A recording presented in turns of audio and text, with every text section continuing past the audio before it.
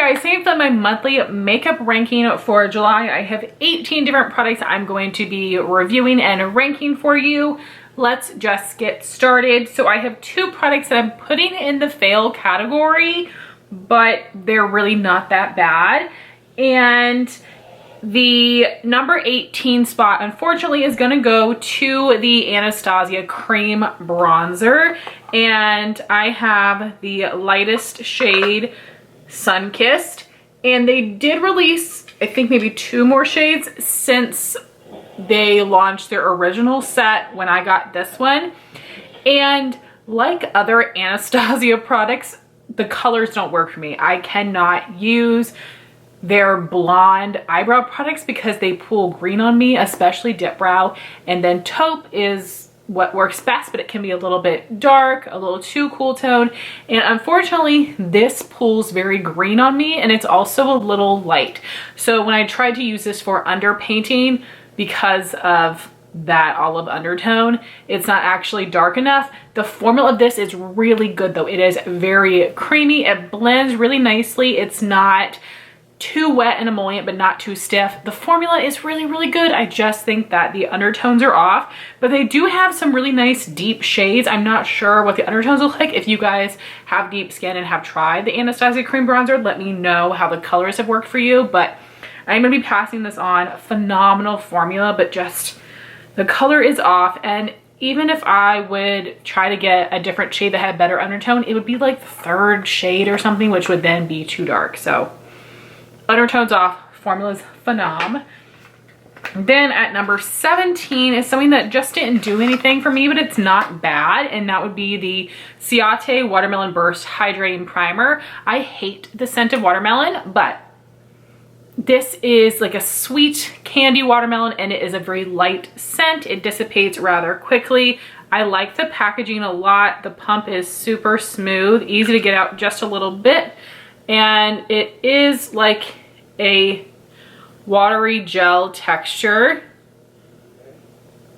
So you can see it does have that dewy look on the skin. It does hydrate, but if you guys remember, I think last month, maybe the month before, I reviewed the Ciate Dewy Skin Primer. I like that texture more than this one.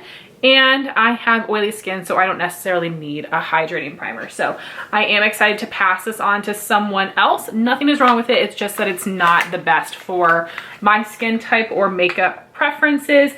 I do have other hydrating primers I prefer, like the Smashbox Primerizer. That one is my number 1. And then I have 2 more primers, and both of these are good, but basically I am not blown away. However, I am rarely blown away by primers, but I do have several I enjoy, and I'm always trying them out.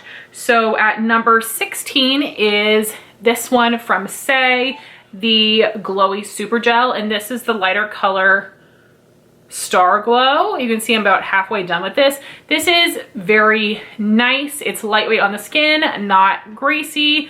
It does give a glow, but it's not metallic.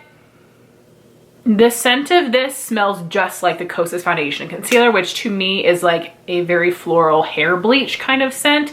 It's not quite as strong, but basically, and that's like just a little bit annoying to me. This is a very nice product. I've enjoyed using it so far. I will be enjoying the rest of the time I have with it. However, I do have other glowy primers I prefer over that one. Next is one that I do think I want to try again at number 15. This is new from Milk Makeup, the Pore Eclipse Mattifying Primer. And I got a 100-point perk. I used it up in a flash. The scent is almost figgy.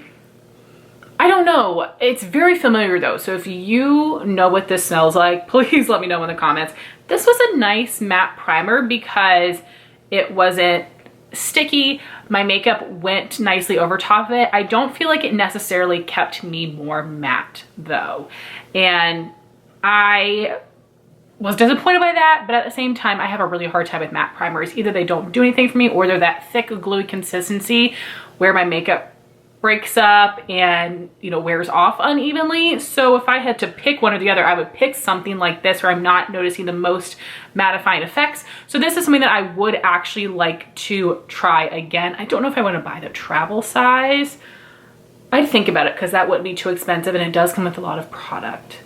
So I'd think about it. I'd think about it because a lot of people really like this and I just want to see. But basically, I was hoping for more mattification. Next at number 14 is something that I've been using a ton, and it is something I decided I want to pan next year. This is the Iconic London Sheer Bronze and Caramel Glow. And the texture of this does sheer out quite easily, and I apply it with a damp beauty sponge on top of my foundation, and I think it blends out really nicely. It doesn't make my foundation break up. It just blends seamlessly, which I love. However, the Caramel Glow shade I got in a Sephora Favorites kit, and this is the 4th shade out of 6. I am very fair. I would never be wearing the 4th bronzer shade in any line. So who is supposed to be wearing shades 1, 2, and 3? I literally don't know. Shade 5 and 6 do look a decent amount deeper than this one online. At least number 6 does look deeper, but this is so sheer. I think that, you know, 5 and 6 can be used by people that have a medium complexion, but after that, I'm sorry girls and guys, there's nothing for you, which is ridiculous. Like, the formula is really, really good, but it's just a little bit too sheer. I feel like, you know, this should be shade number 2, then 1 lighter than this, and then 4 darker, you know? I'm like, who did y'all test this on? Did they have foundation on? Good formula, but the shades are a little crazy. At number 13, I have something that is a little messy, a lot messy, sorry about that. This is the Sigma Color Correcting Duo in Light to Medium. I bought this off of QVC in a set with the F64 Soft Blend Concealer Brush. I wanted to review these together. I have used this just with my finger and it works really well, but I just don't prefer to apply products with my finger. I have used other color correctors in the past, like the one from Becca, and I have never liked that one. I didn't find it to be correcting at all. It was more of a brightening shade and it still didn't brighten that much. It was a little too heavy. It creased on me. It had a weird smell even though it wasn't old. So this I think is much better than that. It is still very creamy. I feel like it blends out very easily with a brush. I don't necessarily need the warmth of my finger, but this isn't too overly emollient. The formula of this is very nice texture-wise. So you can see this one has more of like a pink brightening tone and a peachier correcting tone. However, I don't find these to be like super pigmented. You will definitely need a concealer on top if you've got a lot going on under your eye. So I was basically just expecting a little bit more in the coverage department, but I've really been enjoying this. It's a nice product and it does come in 3 different color varieties, which is really nice, and I really enjoyed this brush with it. Next at number 12, I have the Natasha Denona Baby Biba palette. I got this as a free gift from Natasha's website. This is something that she released at holiday time in the little like ornament packaging. So you have 1 shimmer, 2 mattes. I do not have the original Biba palettes. I'm not sure if these are in it. The colors are Monroe, Elle, and Cocoa. And this performed just as well as her other palettes. This is great for me to have a shimmer shade for the lid and then crease outer corner color. Blended perfectly, but these are a little bit more of neutral undertone shades, which is not my preference. I do prefer either cool or warm. I very rarely wear neutral tone shadows. And of course, you can't get a ton of variety here, but for a free gift, this was amazing. I'm happy to have it. I will not declutter it. And this is a great, like, simple go-to, quick out the door for work look. At number 11, I have the Jaclyn Cosmetics Lip Lacquer, and this is in the shade Cookies. This is the lightest out of 4 colors. This was released for her holiday collection. I got everything really discounted, and I'm testing all of it this month. I know, y'all, I know, but I didn't plan on returning it, and I got it too late to review. So I just bought this for me, and ooh, let me show you. It has a smaller applicator, which I like because this is a little bit of a thicker formula because it's a lacquer and it is very pigmented. So I enjoy the precision of this, and it has just like that perfect slight little curve to it. makes it easy for me to get around the lip line, although I did use a lip liner. So you can tell that this does have like full coverage, a really nice glossy finish. I really enjoy this. I loved this color. When I was editing the video where I was wearing this, I was like, ooh, what lip color is that? And it was this. So this is very nice. I'm happy to have it. I don't necessarily think it's gonna be like a go-to color or formula. If she came out with more shades, I probably wouldn't buy any more from Jaclyn. I just like love trying her products and basically want to try like one of everything. But very nice formula, way better than the liquid lipstick formula. So glad that I was able to try that. So that was it for the fine category. Now we're in the top 10. These are my favorites. I'd say my top 4 are like things I'm obsessed with, but I'm still gonna say these top 10 are favorites. So at number 10, I have the Nabla Cupid's Arrow Full Color Stylo. My friend Amanda decluttered these to me. She got them in a trend mood box. You can get all of these at Ulta. And I never used the navy shade, which is called Arrow number 6. But also watch it, super pigmented for a navy. But I did wear these other 2 shades a ton. So this first one is Arrow number 5, which I love the most because it's like a caramel color. So nice.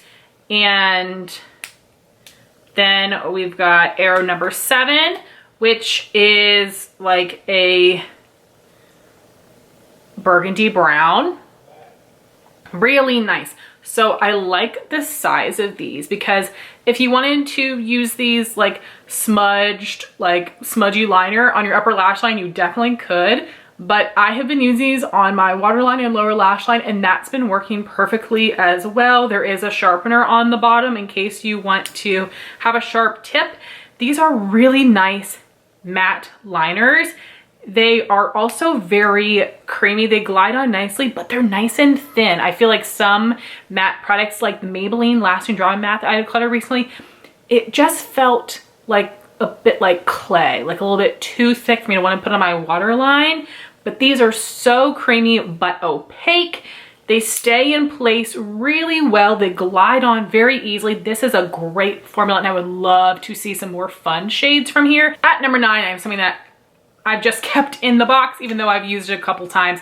This is the Buxom Full On Plumping Lip Matte, and I have one of the nude colors called Chill Night.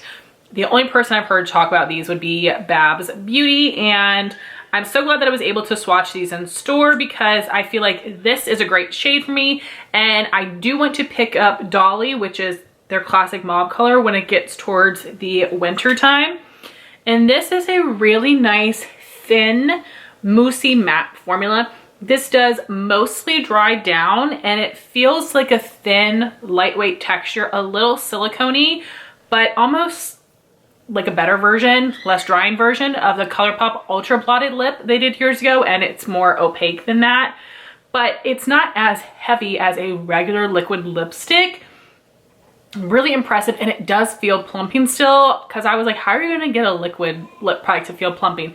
But it did, which was nice. It wasn't too intense, so really happy with this beautiful nude shade. Like I said, I do plan on picking up Dolly for the winter. A really nice formula from Buxom, and I would love for more people to check it out because it's really good. At number 8, I have a palette that I waited such a long time to purchase because I knew eventually it would go on a pretty decent sale, and I think I got it maybe 40% off. And this is the ColourPop Malibu Barbie palette. I love these 15 palettes. I think they're a great size. I use every single shade in here, and you have, I just wanted to check, no pressed glitters and no mattes with glitter. You literally just have amazing shimmers and amazing mattes, which makes me happy already. These shimmers were very creamy, foiled looking on the eye. They did not look like a subtle satin. The mattes are very pigmented. They blended nicely, a little powdery, but I have tried a lot of ColourPop palettes and I love the colors in here. But the formula of this one was phenomenal, and I do think that this is a perfect Barbie palette. I think ColourPop does so many collabs, and we're all like on the edge of our seat, and then we see the colors and we're like, what? But this is very Barbie. I love the quality. the colors, the packaging, everything. So good. Next at number 7, this was really tough going back between 7 and 6. And that's because they're both blushes. But number 6 has more shade options. But I basically love the formulas equally. So at number 7 would be the Nabla Skin Glazing Blushes. I have really not worn these yet, which is crazy. I've had them for a while. And let me open them all up and I'm gonna talk at the same time. So these, I would say, because they are that gelée formula, you need more of a dense blush brush to apply them. I don't have to dig in there, just the density of the brush works perfectly. These all have a really nice glow to them. They're not too shimmery, but they just look healthy on the skin. And they're just so gorgeous. So this one here is Lola. Independence is in the center and Truth on the end. Really great blushes, definitely recommend them. And they give enough to the skin, but they are a little bit more subtle of a shade, but all different looking. So enjoy those. Then for number 6 would be the new Ciate Glow 2 blushes. And I did try their original launch of this a couple years ago. This one I think is better. Instead of the highlight being marbled in, you just have a shimmery blush. And they did send me 4 shades. There are 6. The other 2 look really beautiful as well. And I'm going to show you all the shades. This one is First Date. This might be my favorite. This is such a beautiful warm nude shade. Then we have the pink, which is Doll Face, but it's nice because this is not too like cool tone.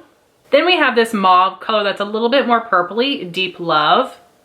And then my second favorite is the peachy one, Tempt Me. So again, these are more of a gelée formula, so I would recommend applying them with more of a dense blush brush. But again, I did not have to really dig in there to get the color. They give a beautiful, healthy glow to the cheeks, not glittery, not chunky, not too metallic, just healthy glow. Really, really enjoyed those. Next at number 5, I have the Athr Beauty Desert Sunset palette, and this is so beautiful.